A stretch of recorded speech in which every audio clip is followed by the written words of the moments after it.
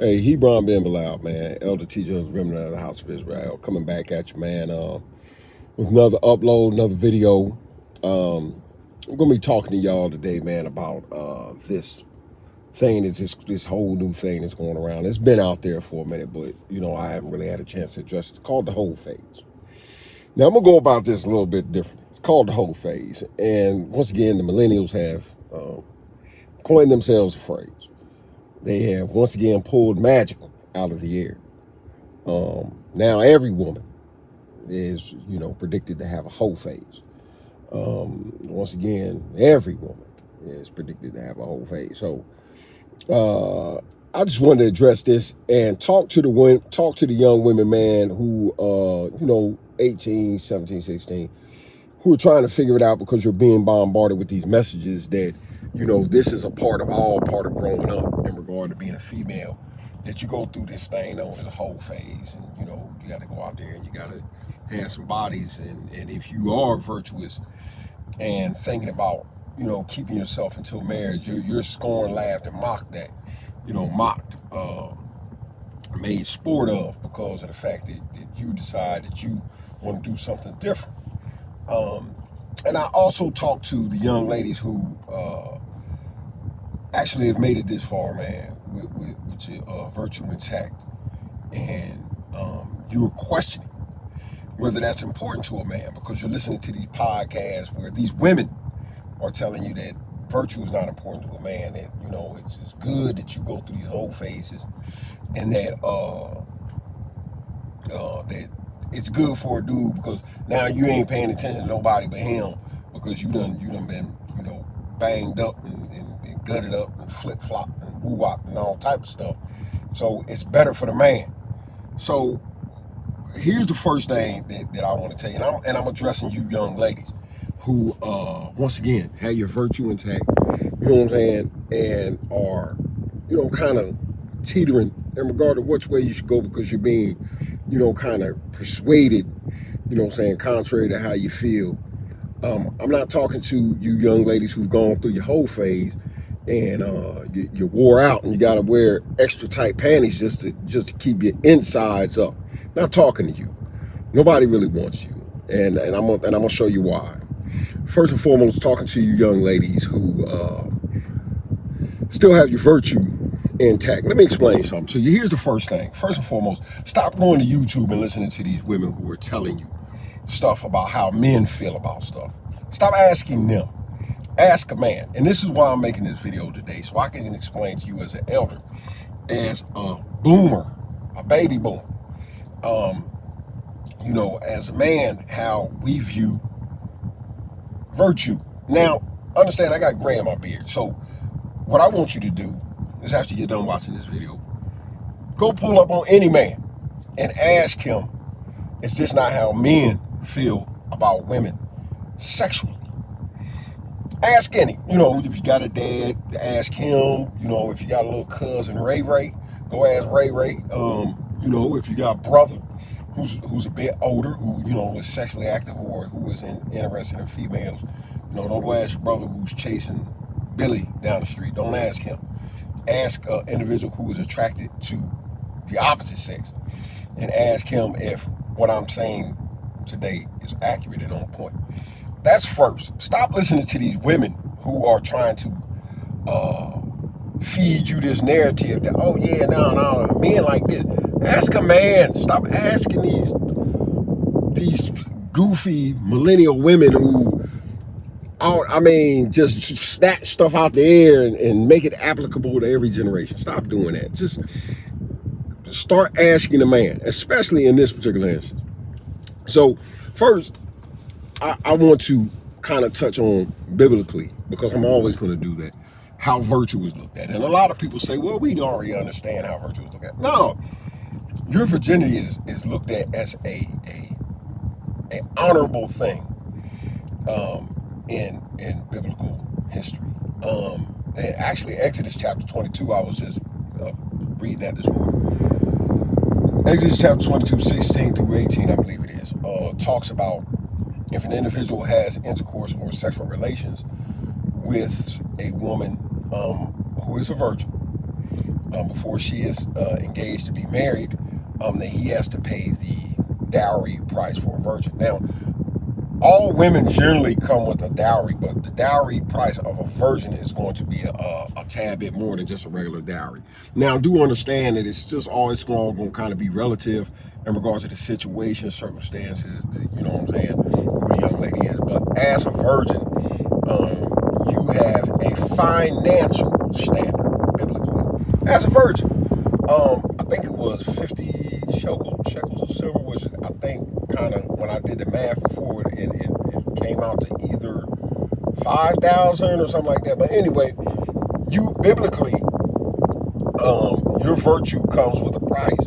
Your virginity comes with a price because it's very important. And I'm going to get to why it's important, even in modern day society, even in the secular circles. And, but if you're found to have not been a virgin and you lied and made sport, or you lied and your household and your family lied to the other family in regards to this marriage that you were actually a virgin, you were put up against the wall of your father's home and you were stoned to death. It was an important matter. Your virginity was very important. Your virtue was very important. Number one, because of just the honor of your father's house was most important. That was first and foremost.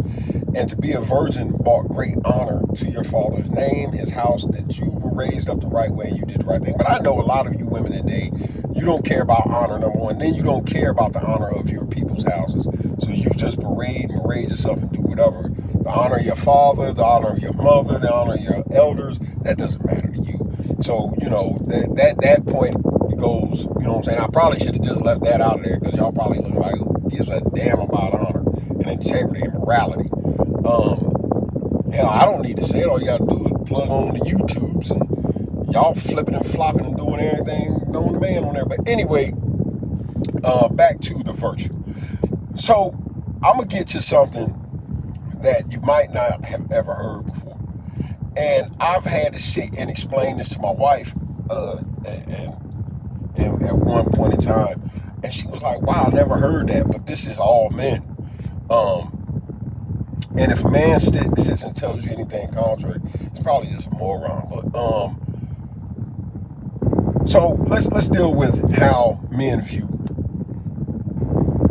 virgins versus women who have a high body count, or have even slept with 4 or 5 guys. You know what I'm saying? 6 guys, which is probably relatively low by today's standards. But all men are insecure when it comes to that one woman, his wife, that one woman that he falls in love with, man, that he really cares for, that's gonna be the one. He's insecure about her. You know what I'm saying? He's jealous when it comes to her. He don't like dudes looking at her. He don't like the thought of her being with anybody else. These are the things that dwell within inside a man. Men are hunter-gatherers. On top of that, men are hunter-gatherers, and I'm gonna come back to that in a second in regard to insecure and jealousy. Men are hunter-gatherers. Men like to know that they conquered something first. They were the first. This is something that caters to the male ego, to the male psyche. And whether you would like it or not, and whether you would try to, we're going to breed that out of them, we're going to teach them not to have that ego, you can't do it. It's an internal thing. So, I know you women today, you think that you can change the male persona, his character and everything like that. It's an impossibility. The ego of a male is intact. It's just who he is. He's a hunter-gatherer for the most part. They are hunter-gatherers. And this is what they like to conquer. They love to conquer. And in regard to women and sexuality, there's no difference. Men like to know that they were the first there. It caters to their egos. They love to understand this particular thing in life. And there's a lot of reasons behind that, not just because of the fact that they are hunter-gatherers. Once again, it speaks to jealousy and insecurity. I've seen so many men put in the ground because of insecurity or jealousy in regard to their woman. They think that their woman cheated on them. They killed cats. I've seen this, and I've been in prison where dudes have done it. When a dude falls in love with a woman, it's a really rough sale. You know what I'm saying? Especially if he's an alpha. It's really tough, and I'm gonna get back to that alpha thing in a minute. It's really tough. So he's put his feelings out there, and he's wearing his emotions on his sleeve. So he hates the thought of another woman, another man have been there, or being there. So the reason that we are so adamant about our mates, or not wanting our mates to having anybody from their past, I'm gonna give you a prime example. Have you ever been with your boyfriend, ladies, or your mate somewhere, and and the guy comes up and says, "Hey, how you doing, Tamika? How you doing?" And she said, "Oh, hey," and then, "Oh, this is my husband," or "Oh, this is my boyfriend," and she's, "Oh yeah, we knew each other in school." And what's one of the first things that always comes to a dude's mind? What's one of the first things that he always say? What's one of the first things he say? What's up with homeboy? Especially if he one of them Adonis type studs. You know what I'm saying? Cut up, look good, 360 waves. You know what I'm saying? The first thing that comes to our mind is, and this is just honesty, that wonder how she know that nigga, how she know him. And sometimes you'll ask, "Hey, how you know him? Where you know him from?" Those questions mean he wants to. He's not asking that. He's saying, "Did you sleep with him?" That's what he wants to know. So when you have a virgin, you don't have to worry about those things. If a dude speaks to you, "Hey, how you doing, Tamika?" He don't have to worry about that, because he understands he was your first. See, the two biggest insecurities that any man has is the baby's daddy, the ex, or the guy who took your virginity. And the guy that took your virginity might be your baby's daddy and your ex, all wrapped into one. And that's where that insecurity lies with a man. A man has, and listen, once again, a man is a hunter-gatherer. He loves to know that he's the first there. There's a commandment biblically where if a woman divorces her husband, she's not supposed to go marry anybody else.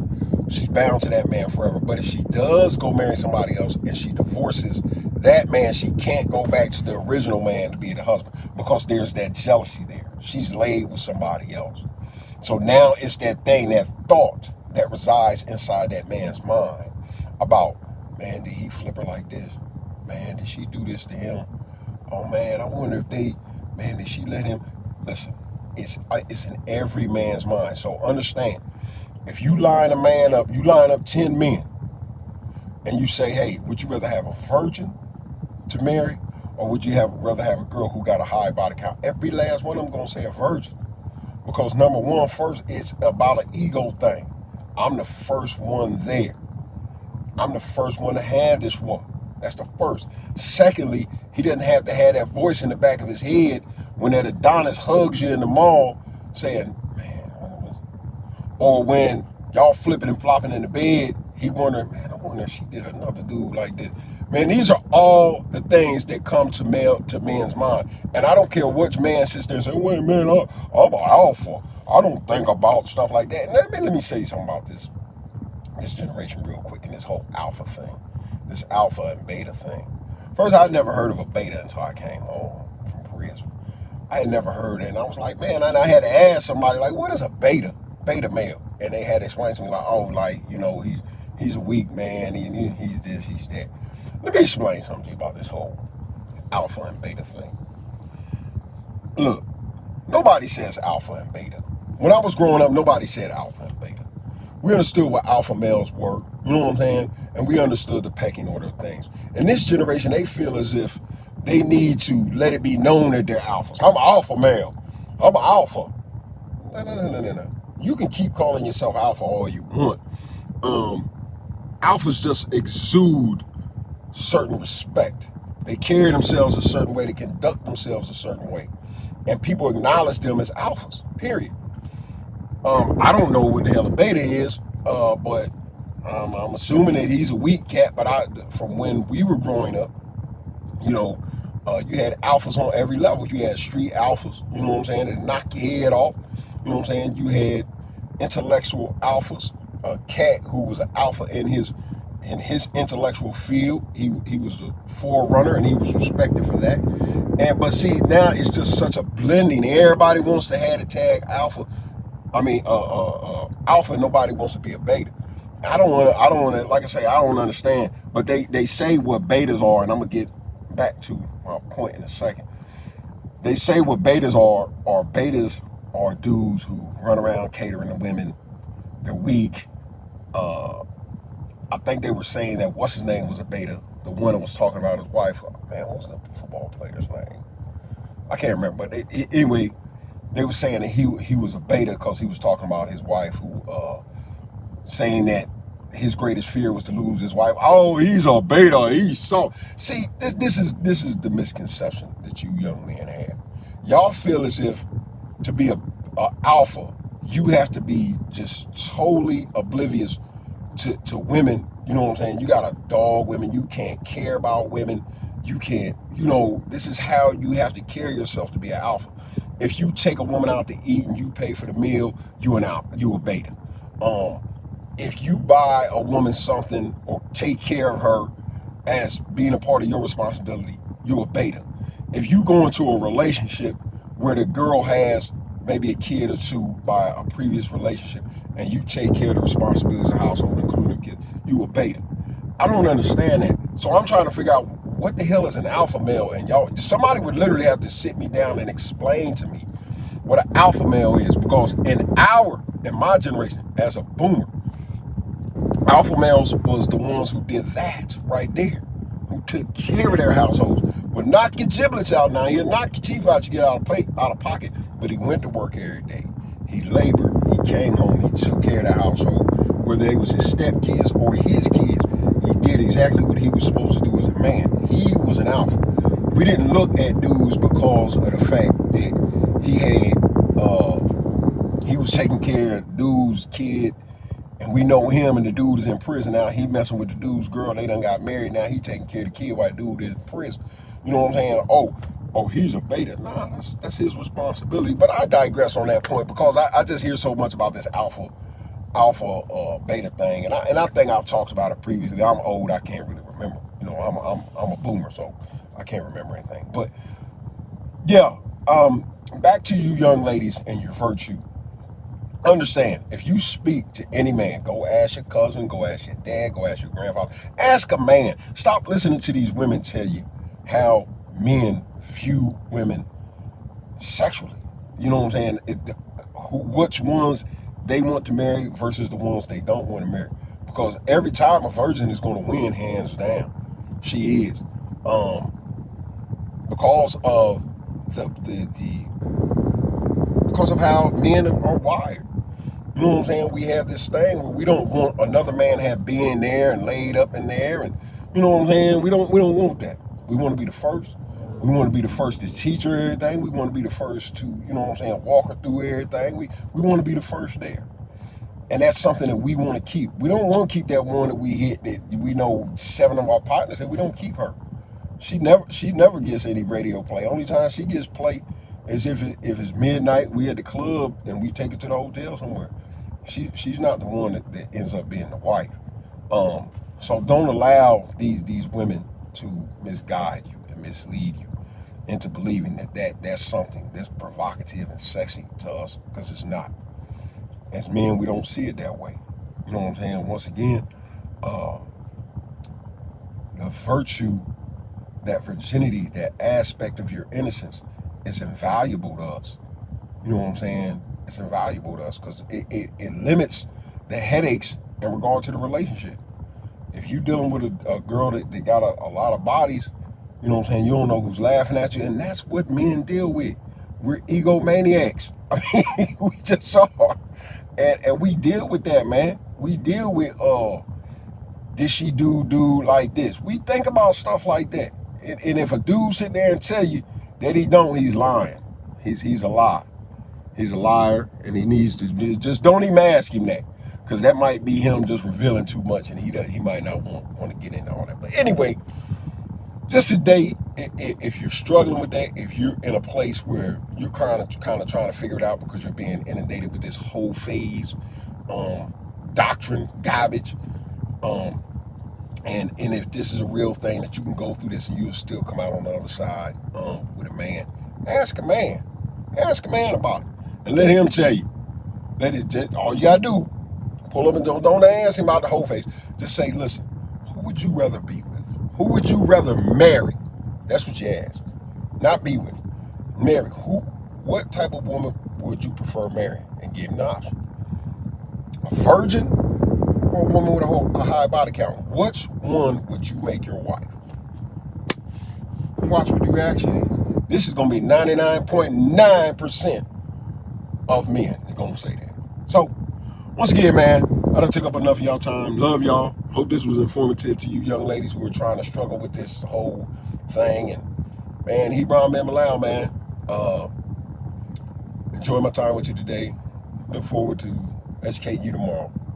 Have a lovely day. And if you haven't already, go to Boomer's Logic. Like and subscribe. Subscribe to the channel. Hit the bells for notification. Go to the Remnant YouTube page. Also, subscribe there and hit the bell for notification. Appreciate y'all time today, man. Love y'all.